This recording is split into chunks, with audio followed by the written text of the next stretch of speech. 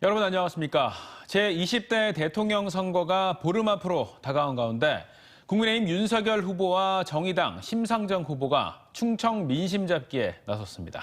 윤 후보는 당진과 서산, 홍성 등 서해안 라인을 돌며 지역별 맞춤 공약을 내세웠고 심 후보는 대전과 당진, 천안 등을 찾아 녹색 성장의 중심축으로 삼겠다고 강조했습니다. 조혜원 기자입니다. 국민의힘 윤석열 대선 후보가 충남 서해안 라인 집중 공략에 나섰습니다. 김대건 신부의 생가가 있는 당진 솔매성지에 들렀다 전통시장으로 이동한 윤 후보는 당진 시민에게 제2서해대교 건설과 성문산업공단 활성화를 약속하며 지지를 호소했습니다. 우리 당진 시민들의 수건인 제2서해대교 건설에 박차를 가하고 성문산업공단에 우수한 기업들을 대거 유치해서 이 지역의 경제가 활활 돌아가도록 만들겠습니다, 여러분. 이어 서산과 내포신도시를 찾아 국립대 부속병원 건립과 홍성 예산에 한국에너지공단과 녹색에너지연구원 등 탄소 중립 관련 공공기관을 이전시키겠다고 강조했습니다. 윤 후보는 지난 15일 공식 선거운동이 시작된 첫날에 이어 일주일 만에 충청권을 다시 찾았는데 충청의 아들을 자처했고 지역 연고를 강조하며 충청 표심에 호소했습니다. 정의당 심상정 대선 후보도 대전을 찾아 대덕 연구개발특구를 녹색혁신연구단지로 만들고 대전을 녹색 미래의 중심축으로 만들겠다고 약속했습니다. 이재명, 윤석열, 안철수 후보 모두 기후위기를 위기로 인식하지 않고 있다며 녹색경제 대전환의 적임자는 자신뿐이라고 말했습니다. 저 심상정만이 바로 이 연구도시 대전을 녹색 미래의 중심축으로 만들어갈 수 있는 유일한 적임자라는 것을 다시 한번 강조합니다. 또 충남엔 화력발전소가 전국에서 가장 밀집해 있는데 탈탄소 전환 과정을 통해 일자리와 지역경제 해결에 나서겠다고 강조하고 당진과 천안, 아산 등도 찾아 노동자 표심을 공략했습니다. 민주당은 송영길 대표가 논산을 찾아 지역의 현안인 육군사관학교 이전과 관련해 재검토를 시사했고 육군훈련소 입영장정을 위한 논산역 정차를 약속하는 등 충청 표심에 공을 들였습니다. TJB 조혜원입니다. 대전과 세종, 충남에서 6,834명의 코로나19 신규 확진자가 발생하며 지역 누적 확진자가 13만 명을 넘어섰습니다.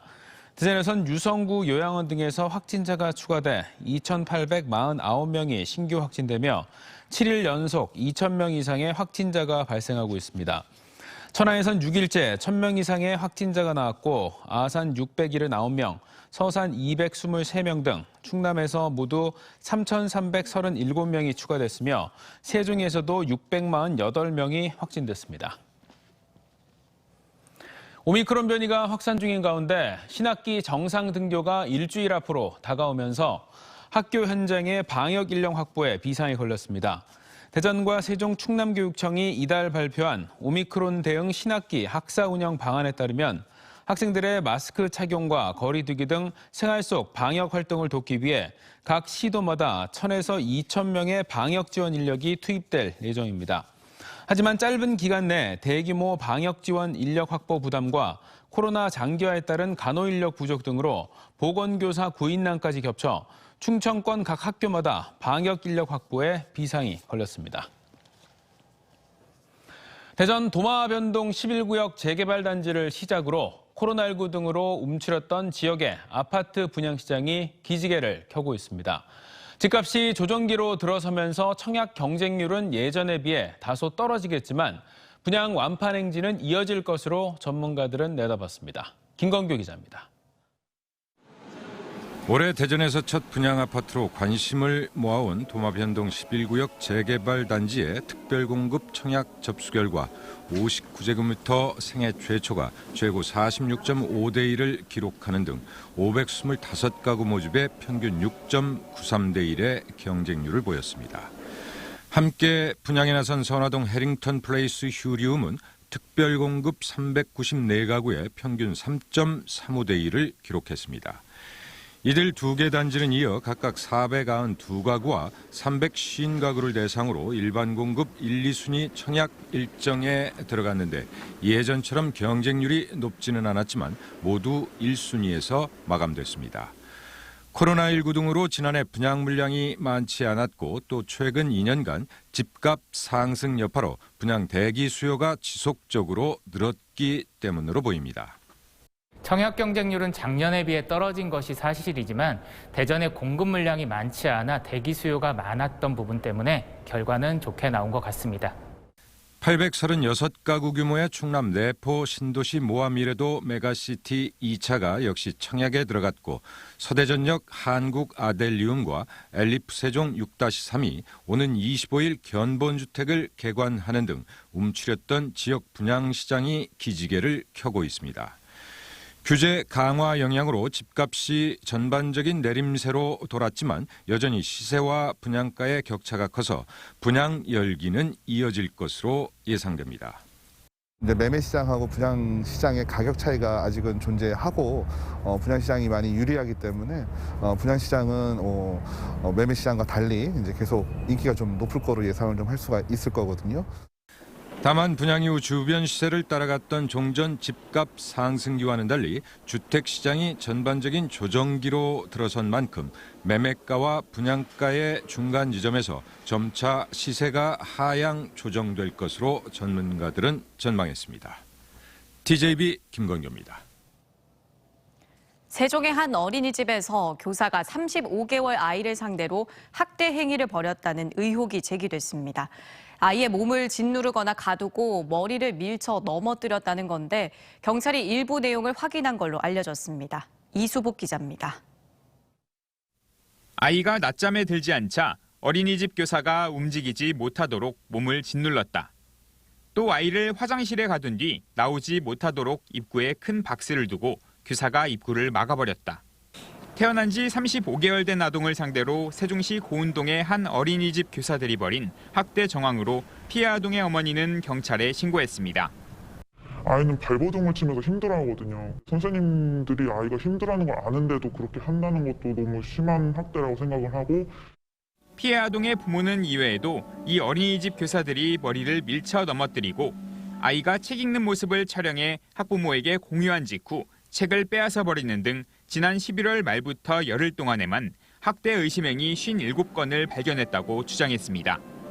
특히 아이의 담임과 전 담임교사가 학대 의심행위에 직접적으로 가담했다는 입장입니다. 또 원장과 다른 교사 등 4명도 이 같은 행위가 벌어져도 그저 보고만 있었다고 말했습니다. 이 같은 행위가 드러나자 원장은 피해 아동 학부모에게 수차례 사과 문자를 보냈습니다. 하지만 별다른 조치가 없었고 교사들이 그대로 업무 중인 사실을 알고 더욱 분통을 터뜨려야 했습니다. 다른 피해 아동이 생길 수도 있는데 계속 고용하실 거냐 이렇게 했더니 선생님들이 지금 구인 구직을 올려놔도 구하기가 힘들다고 어쩔 수 없다. 학부모는 고소에 나섰고 경찰은 어린이집 원장과 담임교사 등을 상대로 조사를 벌였습니다. 어린이집 측은 아동과 학부모에 죄송하지만 정상 보육 활동으로 볼 수 있는 부분도 있다며 성실히 수사받고 재판받으면서 해명하겠다고 입장을 내놨다가 다시 답변을 거부하기로 방침을 바꿨습니다. 주요 가해 교사들이 일부 혐의를 인정한 것으로 알려진 가운데 경찰은 추가 조사를 진행한 뒤 검찰에 송치할 예정입니다. TJB 이수복입니다. 아파트 엘리베이터 앞에서 노인을 밀치고 길가에 있던 오토바이 배달원을 발로 차는 등 상습 폭행과 욕설을 한 40대 남성이 경찰에 붙잡혔습니다. 대전 동부경찰서는 지난해 8월부터 올 2월까지 여성과 노인 등 주민들을 6차례 폭행하고 위협한 40대 남성 A씨를 폭행 등의 혐의로 구속했습니다. 좀비 바이러스가 퍼진 한 고등학교에 갇힌 학생들의 이야기를 그린 드라마 지금 우리 학교는이 오징어 게임처럼 전 세계적인 흥행을 이어가고 있습니다. 지난해 공개된 작품 지옥에 이어 넷플릭스에서 세계 1위를 기록했는데 모두 대전에서 촬영됐다는 공통점이 있습니다. 대전이 영상산업의 도시로 주목받고 있습니다. 김철진 기자입니다. 넷플릭스 드라마 지금 우리 학교는이 전 세계적인 흥행 가도를 달리고 있습니다. 좀비라는 기존 장르물에 머물지 않고 한국의 소도시와 학교라는 신선한 배경이 세계에 통했다는 평입니다. 특히나 드라마의 배경이 된 작은 도시의 모습은 대전 원도심을 통해 연출할 수 있었는데 좁고 굽이진 골목길에서 펼쳐지는 추격신은 공간이 주는 긴장감을 극대화했습니다. 드라마에선 대전 원도심의 상징인 목적교와 은행동의 골목길 그리고 상가 간판 등이 등장하는데요. 시청자들은 이를 발견하면서 또 다른 재미를 느끼고 있습니다. 지금 우리 학교는에 앞서 역대 넷플릭스 최고 흥행작인 오징어 게임과 지옥도 대전에 위치한 실내 스튜디오에서 주요 장면들을 촬영한 바 있습니다. 신도심과 구도심의 모습이 공존해 다양한 시공간을 보여줄 수 있고 국내 최대 영상 촬영 단지가 위치한 대전이 영상 제작 현장에서 주목받고 있는 겁니다. 국내 최고의 스튜디오가 있는 것, 그다음에 대전이 접근성이 좋습니다. 아시겠지만 대한민국의 중심이고요. 그다음에 세 번째로는 영상을 찍을 로케이션 장소 좋은 곳이 많다. 다만 드라마와 영화의 성공과 별개로 대전이란 지역의 홍보 또는 경제적 효과와 연결되지 않는다는 지적도 나옵니다. 전문가들은 스튜디오 촬영에서 시작해 더 많은 현장 촬영과 특수영상 작업 등 고부가치 산업과도 연계해야 한다고 조언합니다. 특수영상 같은 그런 작업들이 대전 현지에서 같이 동시에 수행돼야지만 대전에서 촬영했을 때의 그런 부가가치와 그러한 경제적 효과 또 인력 창출 고용까지. 지난해 대전에서 진행된 드라마, 영화 제작은 모두 30편에 이릅니다. 여기에 특수영상 클러스터 조성 사업도 예비 타당성 조사를 통과하며 대전이 부산과 전주를 넘는 영화 제작의 도시로 자리 잡을 수 있을지 주목받고 있습니다. TJB 김철진입니다. 천안시는 3.1운동 103주년을 기념해 열리는 아운의 봉화제를 대면과 비대면을 혼합한 방식으로 개최합니다. 아운의 봉화제의 대면 행사는 유관순 열사 유족과 행사 관계자 등 최소한의 인원이 유열사의 추모각과 사적관리소에서 헌화와 분향에 이어 만세 삼창과 횃불 행진 등으로 진행하며 비대면으로 행사를 유튜브 생중계해 일반 시민이 시청할 수 있습니다. 지난 1978년 첫 개최된 아운의 봉화제는 매년 아운의 장터에서 성대하게 열렸지만 지난해에는 코로나 여파로 비대면으로 진행됐습니다.